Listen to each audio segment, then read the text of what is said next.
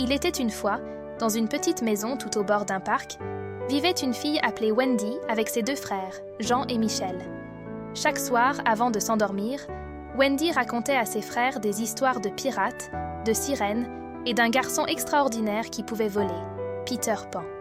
Les enfants étaient fascinés par ces histoires, rêvant d'un monde où l'on pouvait s'amuser pour toujours.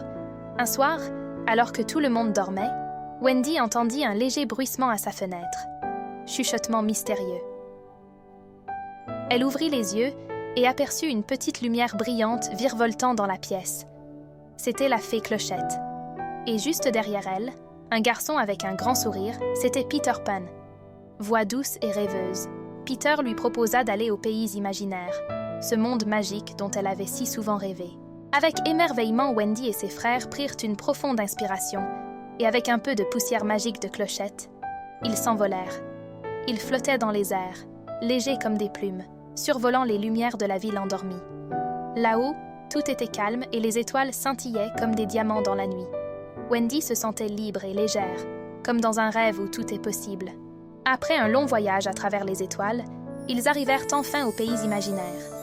Avec curiosité et excitation, Wendy découvrit des forêts verdoyantes, des plages de sable doré et même un lagon où nageaient de véritables sirènes. Mais le plus merveilleux était le grand bateau pirate du capitaine Crochet, qui attendait au loin. Peter présenta Wendy et ses frères aux enfants perdus, un groupe de joyeux compagnons qui n'avaient jamais grandi. Ils jouèrent ensemble dans la forêt, inventant des histoires et explorant chaque recoin. Wendy se sentait comme chez elle, entourée d'amis bienveillants, et elle souriait à l'idée de pouvoir rester ici pour toujours, avec un peu de suspense. Mais tout ne se passait pas toujours comme dans un rêve. Le capitaine Crochet, méchant et redoutable, avait entendu parler de l'arrivée des nouveaux enfants. Avec son crochet étincelant sous la lumière de la lune, il les pourchassait à bord de son grand navire, faisant résonner le bruit de ses bottes dans l'air. Peter Pan, avec son courage habituel, décida d'affronter Crochet pour protéger ses amis. Grâce au courage de Peter, Wendy et ses frères furent sauvés, et Crochet s'éloigna dans la nuit, menaçant de revenir un jour. Wendy savait que, même si elle aimait ce monde merveilleux, il était temps de rentrer chez elle.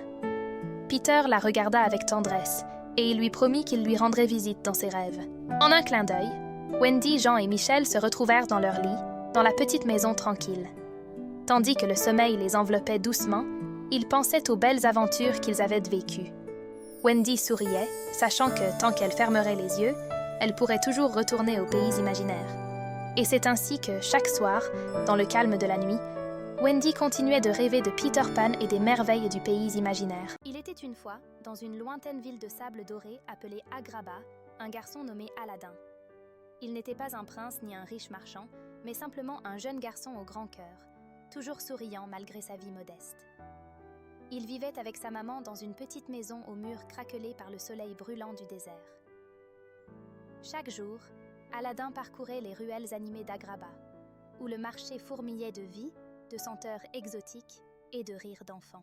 Mais au fond de lui, Aladdin rêvait de plus. Il rêvait de voler au-delà des nuages, de voir des royaumes magiques et d'explorer des mondes lointains. Ce qu'il ne savait pas encore, c'est que son souhait allait bientôt se réaliser d'une manière qu'il n'aurait jamais imaginée. Un après-midi, alors que le soleil commençait à plonger doucement dans l'horizon orangé, Aladdin marchait tranquillement près du grand bazar. Soudain, une vieille femme vêtue de voile sombre s'approcha de lui. Ses yeux scintillaient d'une étrange lueur. « Jeune homme, murmura-t-elle d'une voix rauque mais douce, tu as l'âme d'un aventurier. J'ai quelque chose pour toi. » Elle sortit de sa cape une petite lanterne poussiéreuse, à peine plus grande qu'un poing. Elle n'avait rien d'extraordinaire à première vue, mais Aladdin sentit une énergie particulière émaner de cet objet. « C'est une lanterne magique, » continua la femme avec un sourire énigmatique.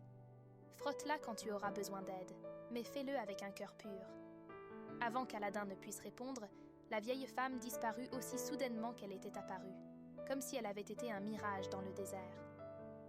Aladdin, intrigué, glissa la lanterne dans son sac. Cette nuit-là, en regardant par la fenêtre de sa petite chambre, Aladdin tenait la lanterne entre ses mains. Il la frotta doucement, curieux de découvrir ce qu'elle cachait. Aussitôt, une douce lumière dorée s'échappa de la lanterne, illuminant la pièce d'une lueur chaude et apaisante. « Qui ose m'appeler » résonna une voix malicieuse mais amicale. Aladin sursauta, écarquillant les yeux en voyant devant lui une petite étoile flottant dans les airs. Mais ce n'était pas une étoile ordinaire. Celle-ci avait des bras minuscules, des joues roses et des yeux pétillants de malice. Elle ressemblait à une adorable créature venue des cieux. « Bonjour, je suis Étoiline, la gardienne des vœux », dit-elle en virevoltant joyeusement autour de la pièce. « Tu as frotté la lanterne, et me voilà. Je peux exaucer 3 de tes souhaits, mais attention, ils doivent venir du fond de ton cœur. » Aladin n'en croyait pas ses yeux. Il avait déjà entendu des légendes sur des lampes magiques, mais jamais il n'aurait imaginé rencontrer une créature aussi charmante. « 3 vœux » demanda-t-il, encore sous le choc. « Mais comment choisir ?» Étoiline fit une pirouette dans les airs, ses petites étincelles dorées se dispersant autour d'elle. « Ne t'inquiète pas, les meilleurs souhaits sont ceux qui viennent naturellement. Alors à quoi rêves-tu le plus, Aladin ?» Aladin réfléchit un instant. Il aimait sa vie à Agrabah, mais il avait toujours rêvé d'explorer le monde au-delà du désert. « Je veux voler dans le ciel, voir le monde depuis les nuages. » Étoiline éclata de rire, faisant des cercles autour de lui. « Un vœu merveilleux. Accroche-toi bien car ça va bientôt décoller. » Elle agite ses petits bras et soudain, une brise douce remplit la pièce. Le tapis sous les pieds d'Aladin commença à se soulever du sol. Il flottait. Un tapis volant, doux et moelleux comme un nuage, apparut sous lui. Aladin monta dessus, émerveillé, tandis que le tapis s'éleva doucement dans les airs, emportant le garçon vers le ciel étoilé. Au-dessus d'Agrabah, la vue était à couper le souffle. Les lumières de la ville scintillaient comme des étoiles au sol, tandis que le vent frais du désert caressait son visage. Aladin riait de bonheur, Étoiline voltant joyeusement autour de lui.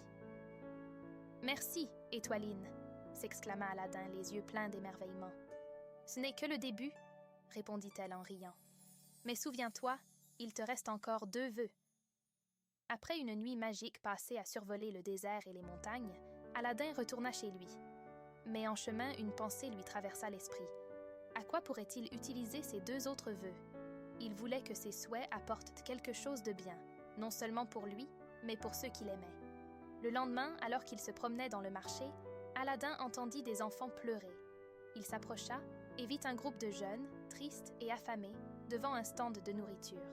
Le marchand était sévère et ne voulait rien leur donner sans argent. Le cœur d'Aladin se serra. Il avait toujours été généreux, et même s'il n'avait pas beaucoup, il voulait aider. « Étoiline, » murmura-t-il, « je sais ce que je veux pour mon 2e vœu. » L'étoile apparut aussitôt, un sourire radieux sur son visage. « Je souhaite que personne dans Agrabah ne manque de nourriture. Que tous les enfants puissent manger à leur faim, » déclara Aladin. Étoiline hocha la tête, émue par la gentillesse de son vœu.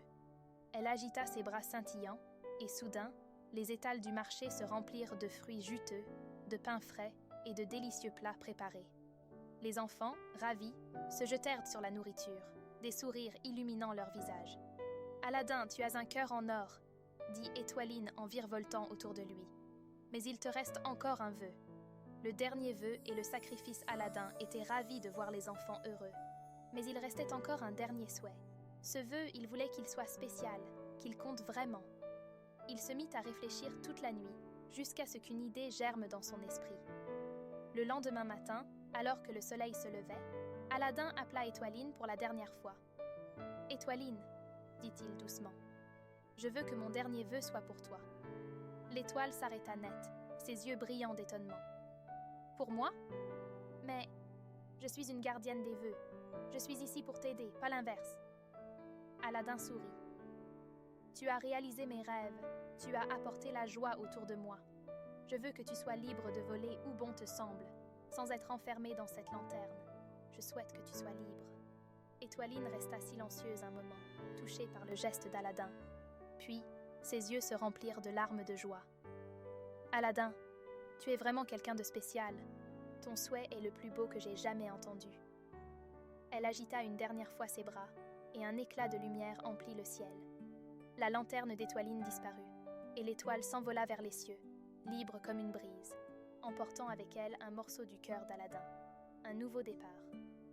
Aladin, même sans ses 3 vœux, se sentait plus riche que jamais. Il avait découvert que la vraie magie ne venait pas des objets enchantés, mais de la générosité et de l'amour que l'on porte en soi.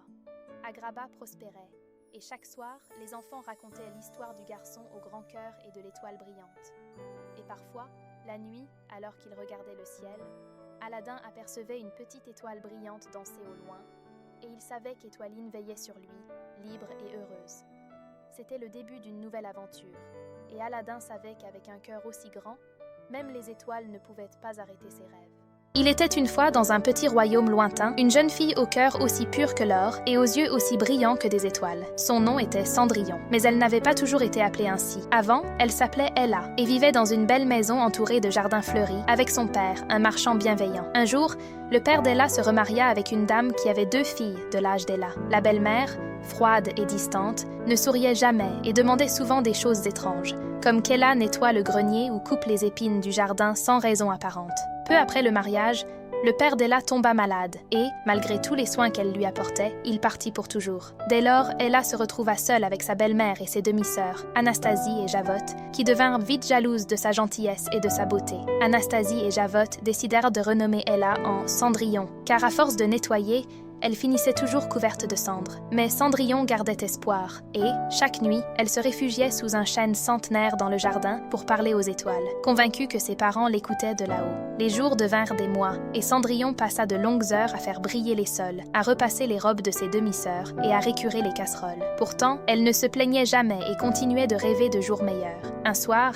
alors qu'elle regardait les étoiles scintiller, elle murmura « Chères étoiles, si seulement il y avait un moyen de changer ma vie. » Ce vœu ne resta pas sans réponse. Le soir suivant, alors que Cendrillon était encore sous le chêne, elle entendit un bruit de clochette et une douce lueur illumina les buissons. Devant elle apparut une vieille dame, les cheveux blancs comme la neige et un sourire bienveillant. « Je suis ta marraine la fée, ma chère Cendrillon. Je veille sur toi depuis toujours, et ce soir, j'ai entendu ton souhait. Il est temps que tes rêves prennent vie. » Cendrillon, les yeux écarquillés, ne pouvait en croire ses yeux. Sa marraine la fée leva sa baguette et prononça doucement « Bibidi bobidi bou ». En un instant, ses vieux habits furent remplacés par une robe aussi douce que la soie, d'un bleu lumineux comme le ciel d'été, parsemé de diamants étincelants comme des gouttes de rosée. Sa marraine la fée sourit, amusée par l'expression émerveillée de Cendrillon. « Pour aller au bal, tu auras besoin d'un moyen de transport. » Elle agita sa baguette et une citrouille du potager se transforma en un carrosse doré. Puis, elle changea les petites souris en chevaux majestueux et le vieux chat en cocher distingué. « Oh, merci !» s'écria Cendrillon en tournoyant dans sa robe de rêve. « Mais souviens-toi, » ajouta la fée avec un clin d'œil, « cette magie ne durera que jusqu'à minuit. À cette heure-là, tout redeviendra comme avant. » Cendrillon promit d'être de retour avant minuit et elle monta dans le carrosse. À son arrivée au palais, tous les regards se tournèrent vers elle. Jamais personne n'avait vu une telle beauté.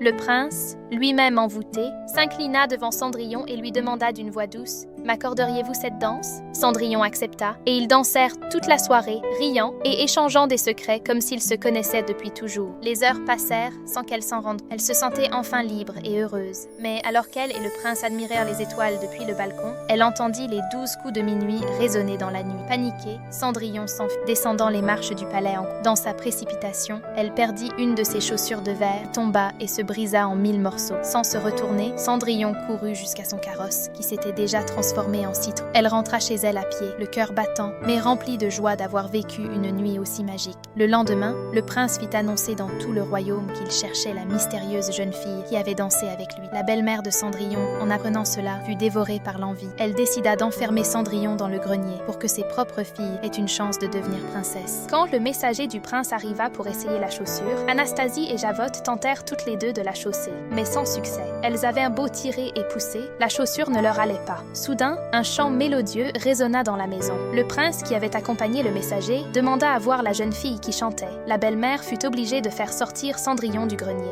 Et là, sous le regard de tous, Cendrillon chaussa la seconde pantoufle, restée intacte. Le prince, émerveillé, comprit qu'il avait enfin retrouvé celle qu'il cherchait. D'un geste tendre, il prit la main de Cendrillon et la guida jusqu'à son carrosse. Cendrillon retourna au palais, cette fois sans magie, mais avec la certitude que son destin avait changé. Elle épousa le prince, et tous deux vécurent heureux, offrant au royaume des fêtes joyeuses et des moments inoubliables. Quant à sa marraine la fée, elle continuait de veiller sur elle, discrètement, s'assurant que les rêves de Cendrillon restent toujours aussi lumineux que les étoiles du ciel. Et, de temps à autre, Cendrillon se réfugiait encore sous le vieux chêne pour se rappeler que même dans les moments les plus sombres, il suffit parfois de parler aux étoiles pour trouver un peu de magie. Et c'est ainsi que Cendrillon avec un cœur plein de bonté et des rêves comme des étoiles, apprit que la magie la plus puissante est celle qui brille en soi. Il était une fois, dans un village niché, au cœur d'une forêt enchantée, une petite fille qui portait toujours une cape rouge offerte par sa grand-mère. Cette cape était si douce et chaude que tout le monde l'appelait le petit chaperon rouge. Chaque jour, elle gambadait gaiement dans la forêt, cueillant des fleurs et parlant aux animaux. La forêt était son terrain de jeu, mais aussi un endroit mystérieux où le vent chantait des mélodies anciennes. Un matin, la maman du petit chaperon rouge l'appela dans la cuisine, où un panier de pain tout chaud, de confitures et de tisanes parfumées l'attendait. « Ma chérie, ta grand-mère est un peu fatiguée, » lui dit-elle doucement. « Peux-tu lui apporter ce panier pour qu'elle reprenne des forces ? Mais surtout, prends garde à ne pas t'égarer. Reste sur le chemin et ne parle pas aux étrangers. » « Bien sûr, maman, » répondit le petit chaperon rouge avec un sourire. Le soleil brillait à travers les arbres lorsque le petit chaperon rouge se mit en route. Les oiseaux chantaient, les fleurs dansaient dans le vent et la forêt semblait pleine de vie. Mais aujourd'hui, elle sentait quelque chose d'un peu différent, comme si la forêt murmurait un secret. En marchant joyeusement, elle s'arrêta près d'un grand chêne pour observer des écureuils s'amuser.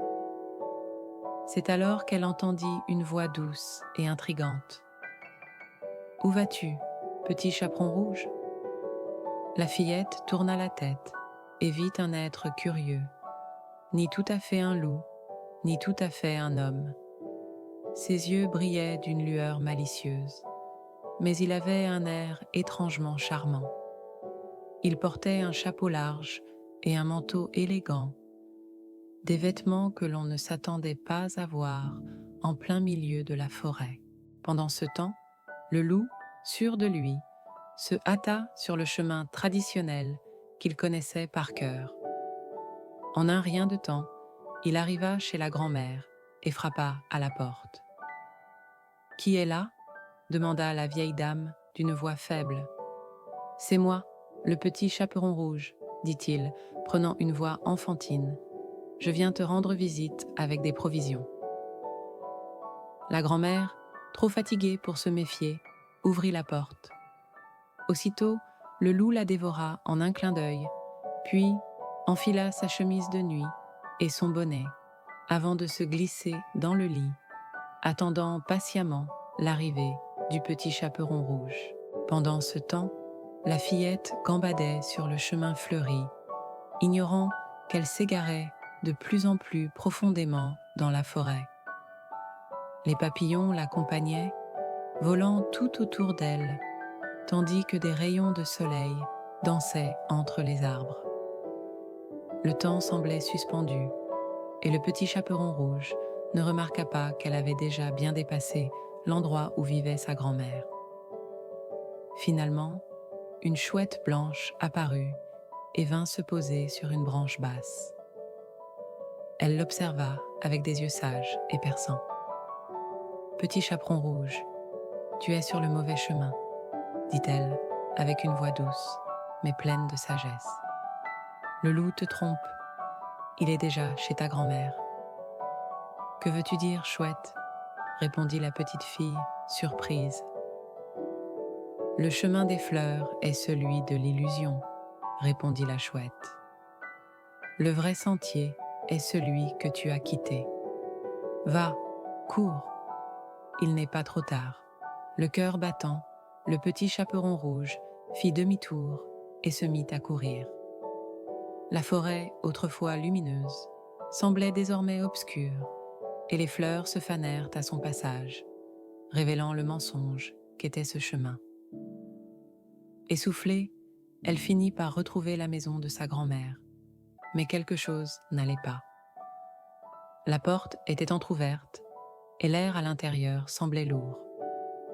Elle frappa doucement à la porte. « Grand-mère, c'est moi, le petit chaperon rouge. »« Entre, mon enfant, » répondit une voix faible, mais étrangement rauque.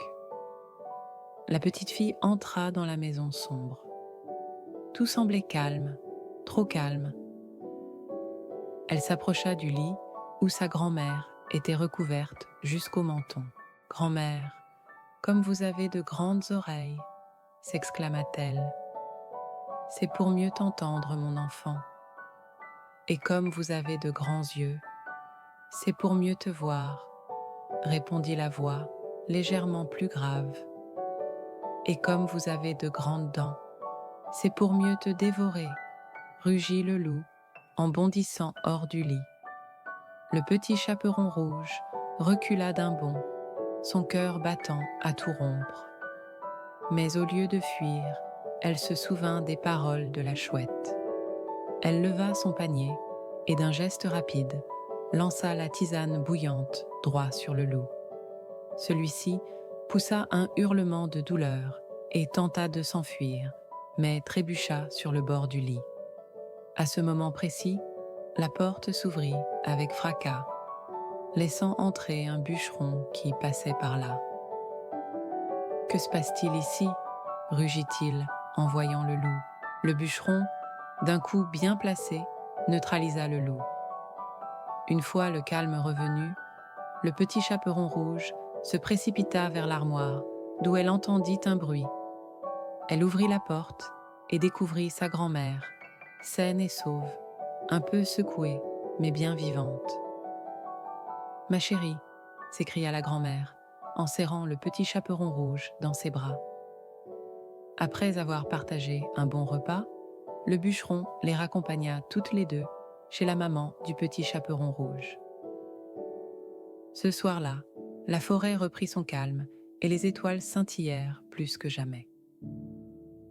Depuis ce jour, le petit chaperon rouge comprit que suivre son instinct était aussi important que de rester sur le droit chemin. Quant au loup, il n'osa plus jamais approcher le village.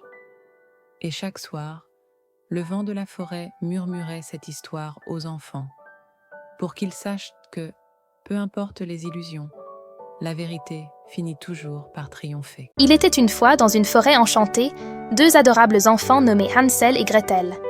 Hansel, avec ses cheveux bouclés et son sourire malicieux, était toujours prêt pour l'aventure.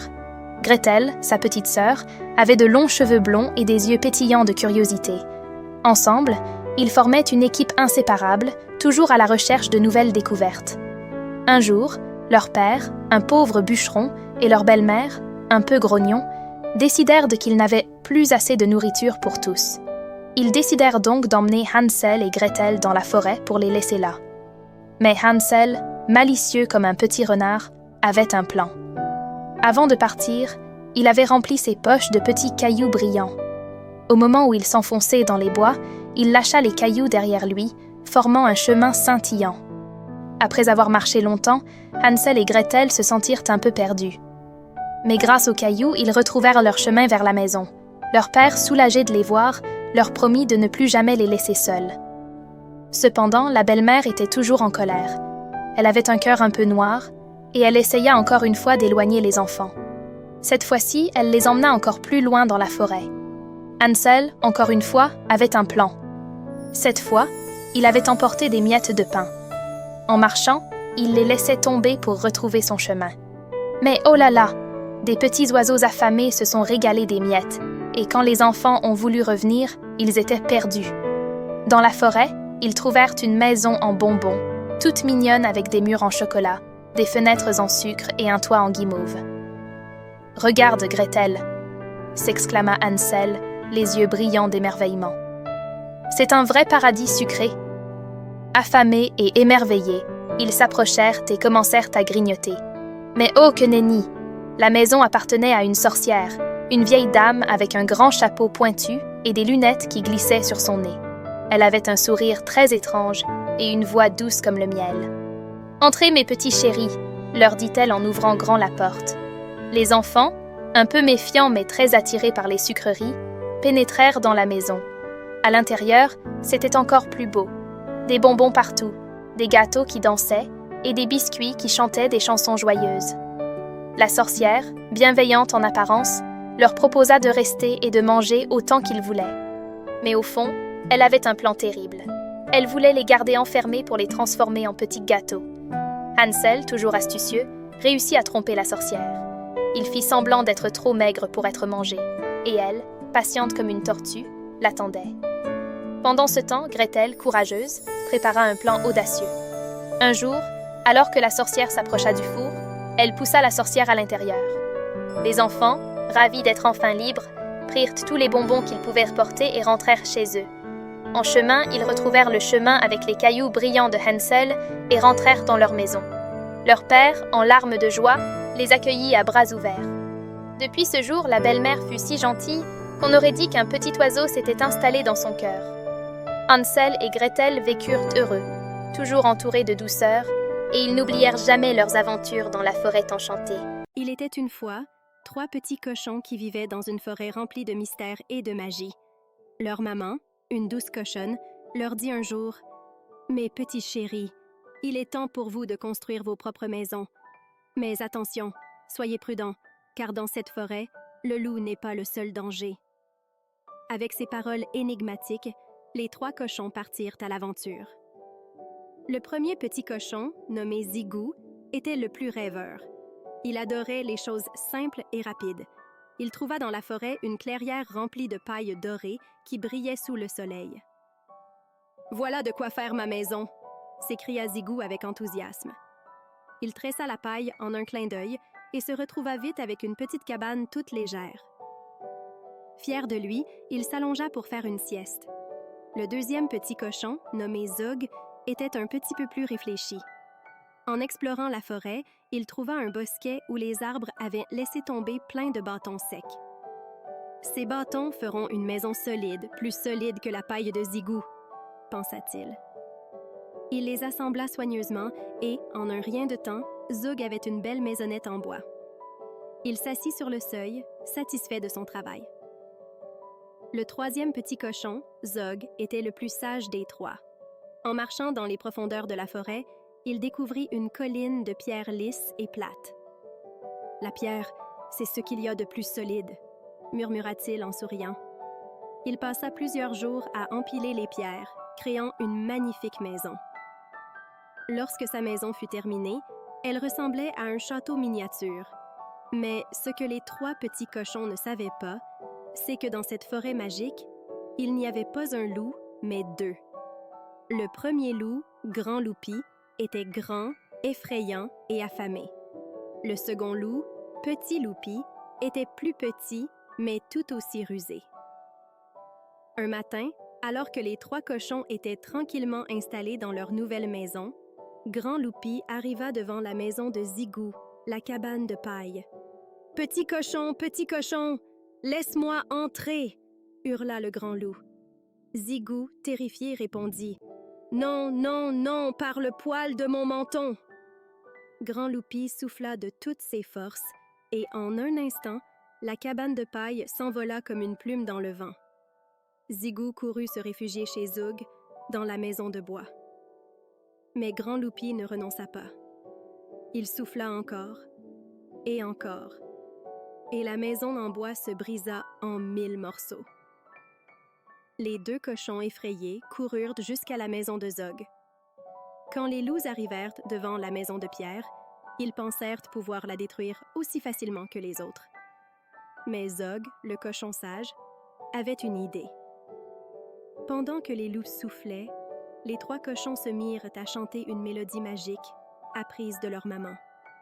La forêt entière se mit à résonner de cette musique enchantée et, soudain, les arbres, les oiseaux et même les fleurs se réveillèrent pour défendre les cochons. Les loups furent enveloppés dans des branches magiques, incapables de bouger. Petit Loupi, terrifié, s'enfuit, tandis que Grand Loupi, pris au piège, promit de ne plus jamais embêter les 3 cochons.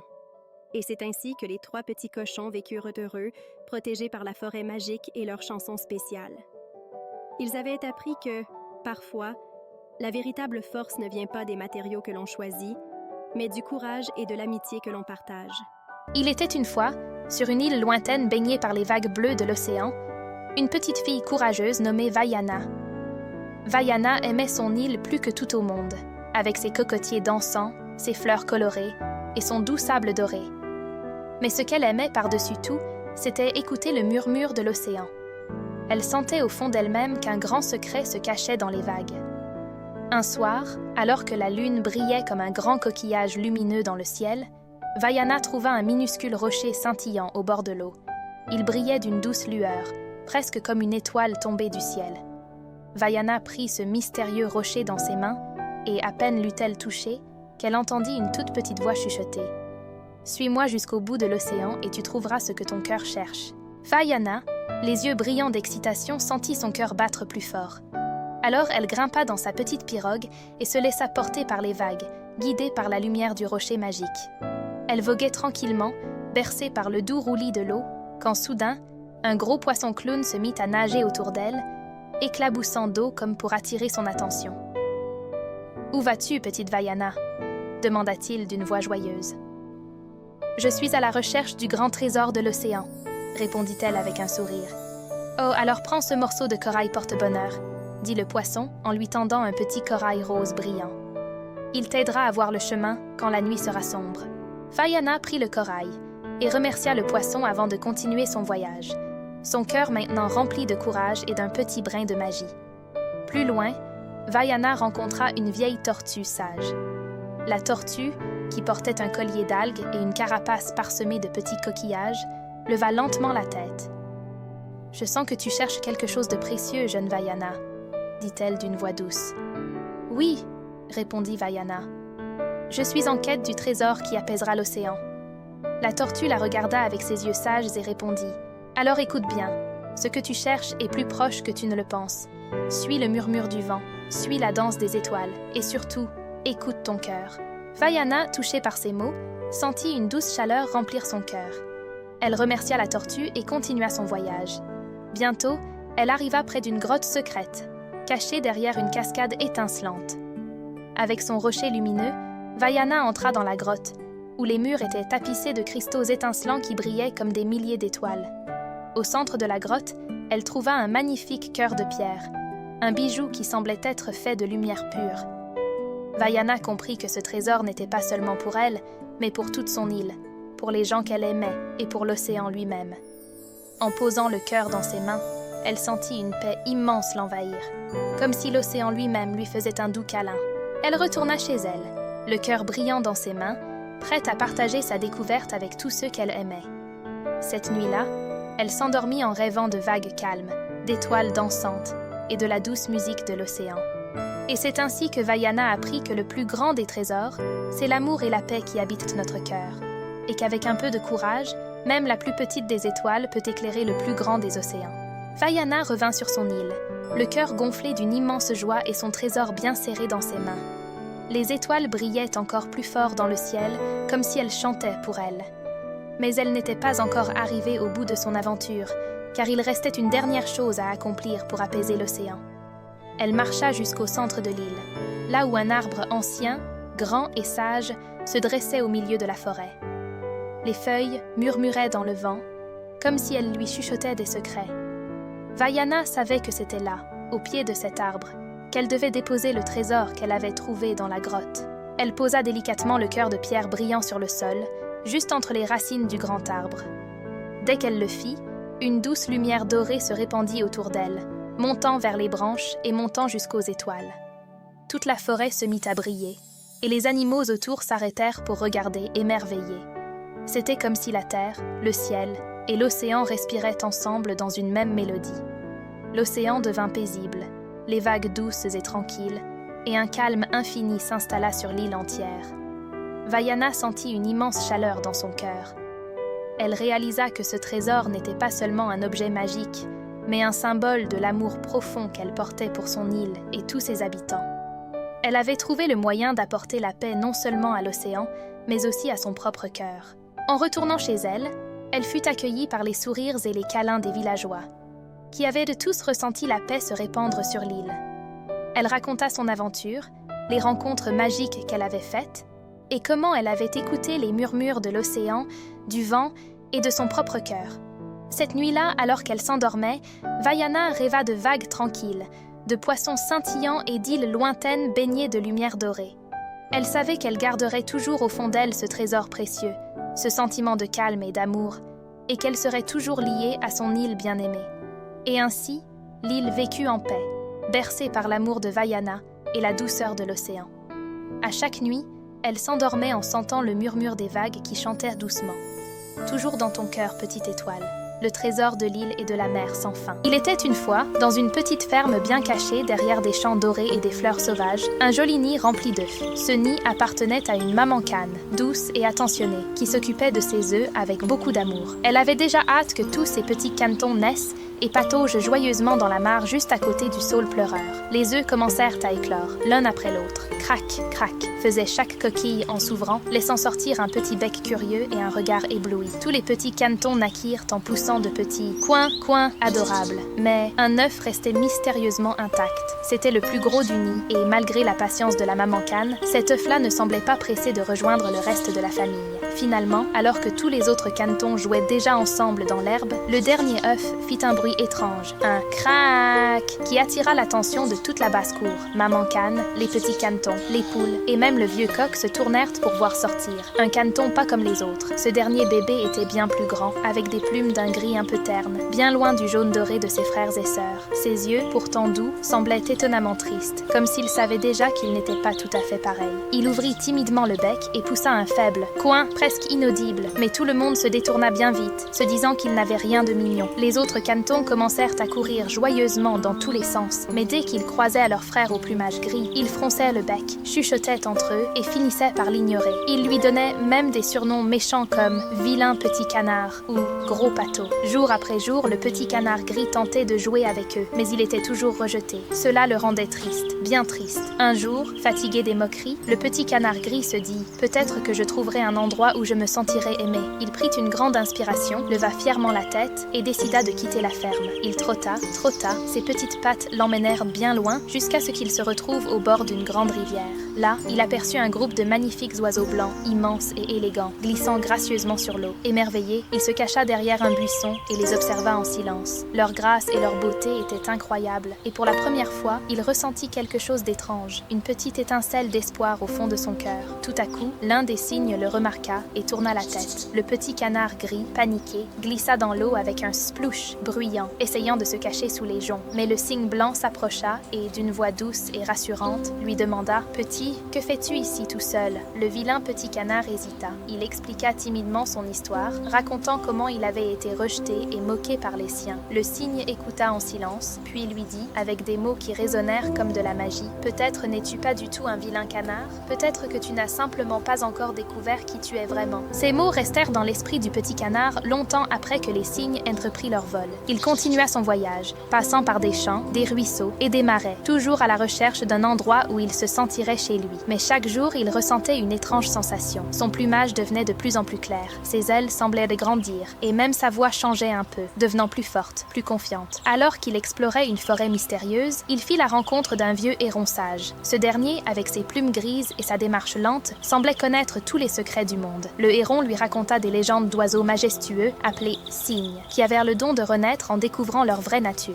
Intrigué, le petit canard demanda « Comment sait-on quand on devient un cygne ?» Le héron, l'œil pétillant, répondit « C'est le cœur qui sait. C'est quand tu te sentiras libre, heureux et fier d'être toi-même sans te soucier des autres. » Ces paroles firent sourire le petit canard, et, plein d'espoir, il décida de continuer son chemin, même si le voyage était long et parfois solitaire. Les saisons passèrent. L'hiver arriva avec son froid glacial. Le vilain petit canard, fatigué mais résilient, trouva un petit lac gelé où il se réfugia pour la nuit. Au matin, alors que le soleil se levait, il aperçut dans l'eau une silhouette magnifique, un grand cygne blanc, élégant et fier. Il battit des ailes, pensant que le cygne dans l'eau allait s'envoler, mais il réalisa que c'était son propre reflet. Il était devenu vu l'un de ces magnifiques oiseaux qu'il avait tant admiré. Ses plumes étaient d'un blanc pur, ses ailes larges et puissantes, et ses yeux brillaient de bonheur. Ce n'était plus le vilain petit canard. Il était un cygne splendide, unique et magnifique, exactement comme il était destiné à l'être. Rempli de joie, il s'élança dans le ciel, où les autres cygnes l'attendaient pour danser parmi les nuages. En volant avec eux, il comprit que son voyage, bien que difficile, l'avait mené là où il devait être. Il n'était plus seul, il était enfin chez lui. Et, depuis ce jour, le cygne blanc ne cessa jamais de voler, libre et heureux, sachant qu'il avait trouvé sa place dans le monde. Il était une fois, dans un petit village entouré de forêts enchantées, un garçon nommé Jack. Jack vivait avec sa maman dans une charmante petite ferme qui avait connu des jours meilleurs. La toiture de la maison était un peu trouée, les murs commençaient à se fissurer et leur seule vache, Marguerite, était vieille et ne donnait plus beaucoup de lait. Mais malgré tout, Jack et sa maman étaient heureux, toujours souriants et pleins de courage. Un matin, alors que le soleil brillait doucement à travers les rideaux de leur petite maison, la maman de Jack appela son fils d'une voix douce, mais inquiète. « Jack, mon petit, viens vite, j'ai quelque chose à te dire », dit-elle en essuyant ses mains sur son tablier. Jack descendit en sautillant les escaliers de bois avec son énergie habituelle. « Qu'est-ce qu'il y a, maman ?» demanda-t-il en s'asseyant à table, les yeux pétillants. La maman de Jack soupira et secoua la tête. « Mon chéri, nous n'avons plus d'argent. Notre ferme est vieille et Marguerite ne donne plus de lait. Je crains que nous devions vendre Marguerite au marché pour acheter de quoi manger. » Jack fronça les sourcils, attristé par cette nouvelle. Il adorait Marguerite, qu'il avait accompagnée depuis qu'il était tout petit. Mais il savait que sa maman avait raison. « Ne t'inquiète pas, maman, je vais m'occuper de tout, » dit Jack d'une voix décidée. « Je vais au marché et je reviendrai avec plein d'argent. » Sa maman sourit faiblement et lui tendit la corde de Marguerite. « Sois prudent, mon garçon. » Jack sortit de la maison avec Marguerite et prit la route sinueuse qui menait au marché. Le chemin serpentait entre les arbres et les fleurs, et Jack, toujours plein d'imagination, s'amusait à inventer des histoires. Il pensait à des créatures magiques, des aventures avec des dragons et des royaumes au-delà des montagnes. Mais soudain, alors qu'il chantonnait joyeusement, un vieil homme apparut devant lui, comme sorti de nulle part. Le vieil homme portait un long manteau rouge et un chapeau qui semblait trop grand pour lui. Il souriait d'un air mystérieux, ses yeux scintillants comme des étoiles. « Bonjour, jeune homme. Où vas-tu avec cette belle vache ?» demanda-t-il d'une voix douce. Jack, un peu surpris par cette rencontre inattendue, répondit poliment. « Bonjour, monsieur. Je vais au marché pour vendre Marguerite et acheter à manger pour ma maman et moi. » Le vieil homme plissa les yeux, réfléchissant un instant. « Vendre cette vache ? Oh, mais j'ai une bien meilleure proposition pour toi, » dit-il en sortant de sa poche 3 petits haricots. Ils étaient si brillants qu'ils semblaient magiques. Ils scintillaient dans la lumière du jour, changeant de couleur entre le vert, le doré et le bleu. « Des haricots ?» s'étonna Jack. « Mais j'ai besoin d'argent, pas de légumes. » Le vieil homme se pencha et chuchota comme s'il confiait un grand secret. « Ah, mais ces haricots ne sont pas de simples haricots, jeune homme. Ce sont des haricots magiques. Si tu les plantes, ils pousseront jusqu'au ciel et t'emmèneront vers des merveilles que tu ne peux même pas imaginer. » Les yeux de Jack s'agrandirent. Des haricots magiques? Cela semblait trop beau pour être vrai. Mais il y avait quelque chose de fascinant dans la manière dont le vieil homme parlait. Après tout, Jack aimait les aventures et il ne pouvait pas résister à la promesse de découvrir des mondes fantastiques. « D'accord, monsieur, j'accepte !» s'exclama Jack avec enthousiasme. Il échangea Marguerite contre les 3 haricots brillants.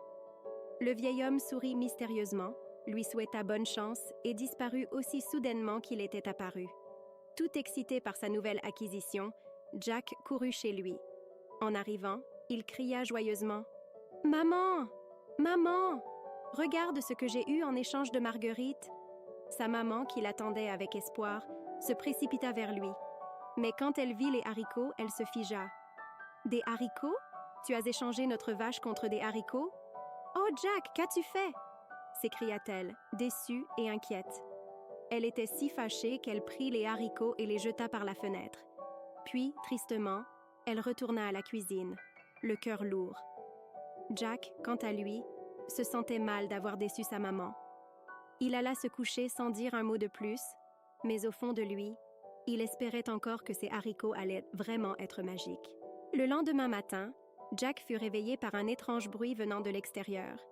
Il se frotta les yeux et courut vers la fenêtre. Ce qu'il vit le laissa sans voix. Les haricots avaient poussé, mais pas comme de simples plantes. Non. Devant sa maison se dressait une immense tige de haricots, tellement grande qu'elle s'élevait au-delà des nuages, disparue dans le ciel bleu. Jack n'en croyait pas ses yeux. Les haricots étaient vraiment magiques, s'écria-t-il en sautant de son lit.